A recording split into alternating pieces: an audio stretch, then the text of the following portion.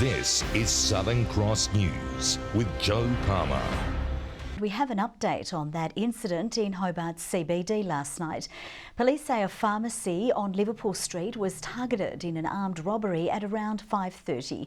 No one was hurt during the incident and the man was taken into custody a short time later.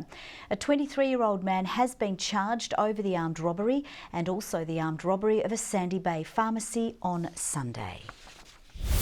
A man who allegedly tried to evade police by recklessly driving through the Launceston CBD is set to be sentenced later this week after having his case heard in the Magistrates Court today. Carl Hall has previously pleaded not guilty to the incident, which allegedly occurred in April 2017. Evading police currently holds a maximum sentence of 12 months in jail. Fallout is continuing tonight from the state government's plans for the Bruny Island ferry service. Local shipbuilder Incat says it wants nothing to do with the construction for 2 new ferries, saying the current designs are inadequate and the new operator has been limited by existing infrastructure. And tonight, Southern Cross News can reveal new details about ticket price increases for Bruny Island visitors. Another vessel slowly and carefully rolled out of Incat's yard this morning. A fast ferry to sail the waters of Sydney Harbour. Ocean Adventurer! NRMA smashing the bottle on the 5th Incat vessel in its commuter fleet. This is pretty much the same as the other boats that we've got on the service. So it's number 5. It's going to be used on the Manly route and it's going to provide us that extra capacity we need. With this vessel rolling out of the factory, it's on to other shipbuilding projects at Incat. But it's confirmed new Bruny Island ferries won't be among them. Yeah, we're not putting a hand up for the 2 ferries that have been called for. One, we think they're too small to do the job properly, and we don't want to be associated with what I don't think will be a successful outcome. Incat describes the current designs as inadequate for the service and limited by the existing 1-lane terminal infrastructure. Incat created this wider design for another prospective tender applicant, which included a new auto-docking system. New terminals are absolutely necessary because the terminals are more important than the boat. If you're loading 1 car at a time, it takes a long time. If you load 4 cars at once with an automatic docking system, it'll be very quick. We remain committed to delivering for the community of Bruny Island. So there are some things that are being worked through with the community. There's certainly not a limitation of how many times the ships can and can't go. Ticket prices were highlighted as a concern at a Bruny Island community meeting on the weekend. Residents were told annual increases for them are limited to CPI. But tonight we can reveal for visitors, fares could grow as much as 5% a year over the 10-year contract. Based on current peak fares of $38, in a decade a car could cost up to $62. To make it so they can't afford to come off every week or something similar will have a big impact.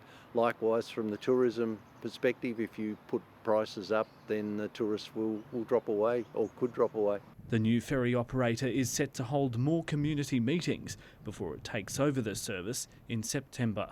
Michael Breen, Southern Cross News. Residents in Deloraine say they're frustrated by the lack of communication from Taswater after a boil water alert was imposed on the town last week.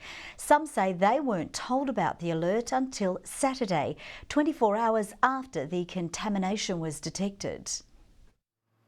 Business owners in Deloraine are fuming, knowing their tap water is contaminated. Staff at the town bakery use almost 100 litres of water every night and say it's been a costly 5 days. Got pots on galore, so we're boiling pots virtually every half an hour just to make our pies, make bread even. It's time consuming, so it's more labour intensive. A sentiment echoed throughout the town. It's been a little bit challenging, so because obviously we have to boil everything before we actually do a lot of food prep, so we can't provide water to our customers and stuff on the tables and things like that, so they have to purchase it, which has been a bit challenging for them. It's been a real inconvenience and you have to be very careful. The popular tourist hotspot was placed on a boil water alert on Friday morning. Woolworths quickly sold out of bottled water and businesses scrambled to redo food prep. But not everyone was told. Some people got messages through their phones, but I didn't get one as residents, so I think the call out was a bit late. That lack of communication has now led to heightened health fears. There's been a lot that have actually had illnesses, so they're starting to wonder if that's been associated with it as well. They're actually really appalled that this has actually happened, and they're a bit disgusted that we don't know what it actually is and when it will be rectified.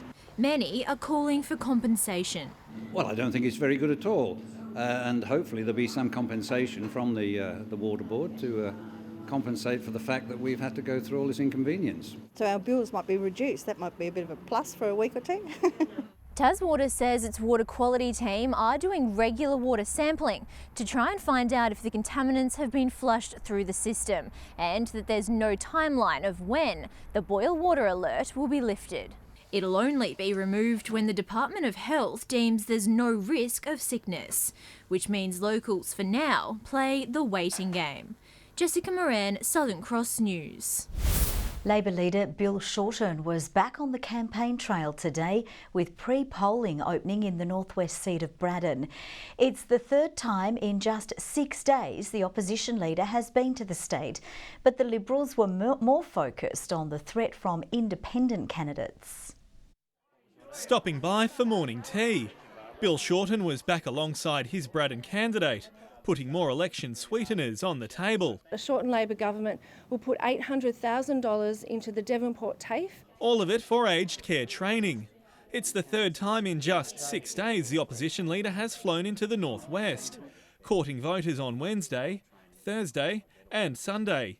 He says it's not a sign Labor's feeling desperate. It's a sign there's a by-election on, but I also have to say that I've spent a lot of time in Braddon, full stop. The Liberals focused their attacks on a fisherman in the state's far west. Craig Garland is running as an independent, but State Braddon MP Adam Brooks says he's simply a proxy Green. All I'm saying is what are facts. He has preferenced the Greens in his how to vote cards. He's attended a Green Bob Brown function and spoken about a Green film. A label Mr Garland shrugged off, buoyed by polling running in the March state election. I ended up with 2,000 primary votes, and most of those come from Circular Head, King Island, Wynyard area, the area where I live and where people know me. So that tells you how much support I've got in this area. The Liberals are expected to continue campaigning in Burnie tomorrow. Sean McComish, Southern Cross News. The Hobart City Council is vowing to overhaul its approach to traffic congestion. A new draft traffic strategy has offered a range of solutions to the capital's clogged roadways, but it could come at a cost to peak hour commuters. In the face of increasing traffic congestion, the Hobart City Council has revealed just how it plans to deal with the ever-increasing flow of cars entering into the CBD. We asked our guys to go and research the world. In other words, look at all the traffic problems around the world, come back and tell us what they're doing. The council is now looking at a raft of measures to reduce the number of cars on our roads, including increasing costs for parking in peak hour and dropping residential speed limits to 40 kilometres an hour. Also, improving roads for pedestrians and cyclists and creating a more seamless public transport network. We've been told already through our community vision that the one most important thing they want in their city is connectivity. They want pathways, they want walkways, they want areas to ride their bikes. Neighbouring councils agree something has to be done. 60% of our workforce leave Kingborough every day and travels north to Hobart and beyond. So we could certainly ease our traffic issues if there were more opportunities for local employment. I think that the key to a lot of the problems that Hobart faces at the moment gets back to how well we use our public transport. According to the draft plan, almost 80% of Hobart commuters drive into work, while just 8% take public transport. We certainly focus on the rail corridor and utilising that as a rail corridor, and obviously the demands for transport around that, and also the economic development opportunities as well. The strategy is open for comment until August 6th. 4 public meetings to be held between now and then. Michelle Wisby, Southern Cross News. The consortium behind a takeover bid for the Derwent Entertainment Centre has assured residents they won't be locked out if the venue changes hands. Last night, the Glenorchy City Council agreed to explore a possible sale to Hydroplay, a company owned by Tasmanian entrepreneur Justin Hickey, but the asking price is yet to be revealed. It officially opened in 1989 to the sounds of one of pop's biggest names.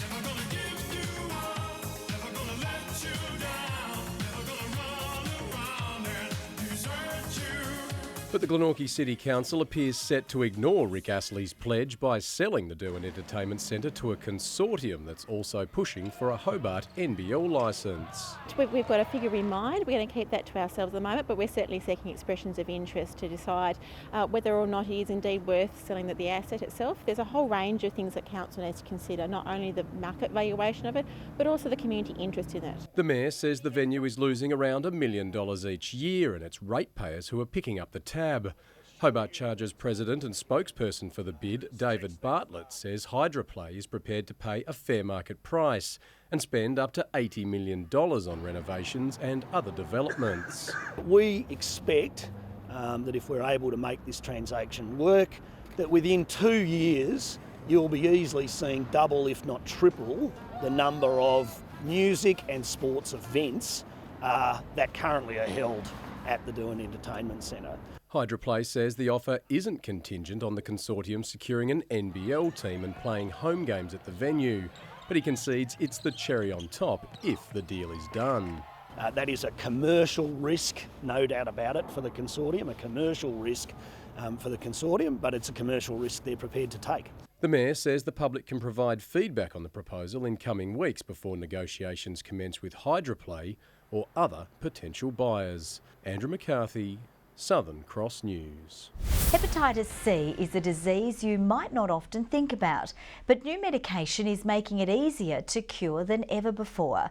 The treatment for the disease was once slow and uncomfortable and often came with a stigma.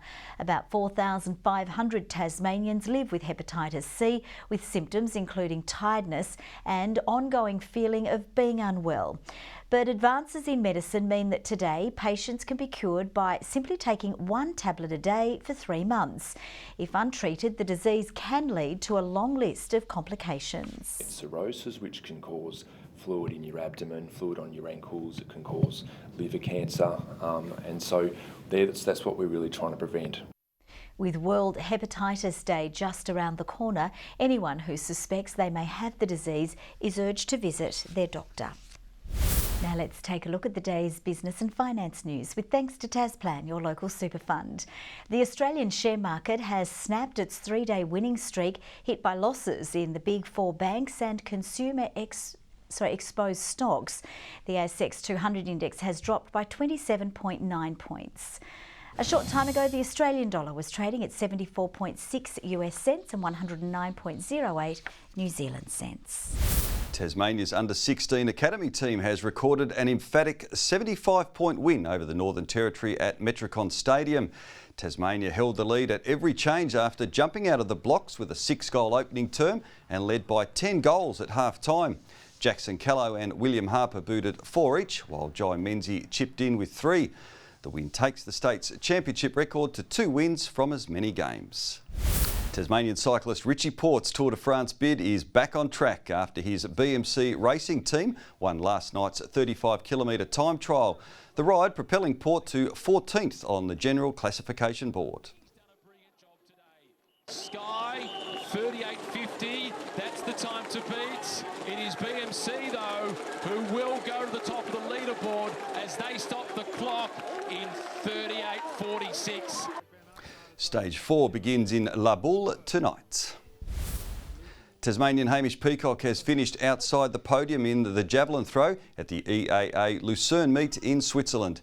Peacock finished 5th with a throw of 72.73 metres. It was always going to be hard to beat Magnus Kurt. The Estonian's unorthodox technique includes a spectacular belly flop after letting the javelin fly. Good evening. Some temperatures today up to 6 below average. Hobart and Launceston reached 12, Burnie and Devonport 13 degrees. Spine tingling overnight at Lyowini, registering a -8, while 14 was the high today at a number of centres, including St Helens, Friendly Beaches, Grove and Campania. King Island and Ouse 13 degrees, Flinders Island 12 and Strawn 11 today. A west to northwest airflow pushed cloud over Bass Strait and the western half of the state. Clear mountain wave activity in the striations in the cloud today over the state. Now most of the continent is cloud free under the watch of a high pressure system, a little low cloud over the southeast and a cooler mass sits out over the Tasman Sea extending to the Queensland coast.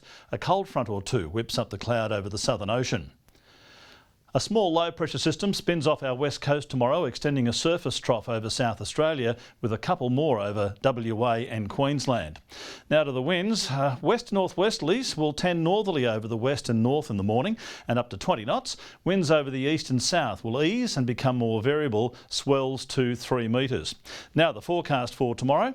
Partly cloudy for Hobart, 13 degrees. 12 degrees for Geeveston and 11 for Bothwell, partly cloudy conditions. For Launceston tomorrow, 13 the top after a cold night, maybe a shower moving in. Devonport showery and 12, Cressy partly cloudy and 12 degrees. For Burnie, showers and 12, a shower or two for Strawn, 15 the maximum. Curry, showers easing along with the winds and 13 the top. And in the east, St Helens partly cloudy and 14 along with Orford, Swansea one better on 15 degrees.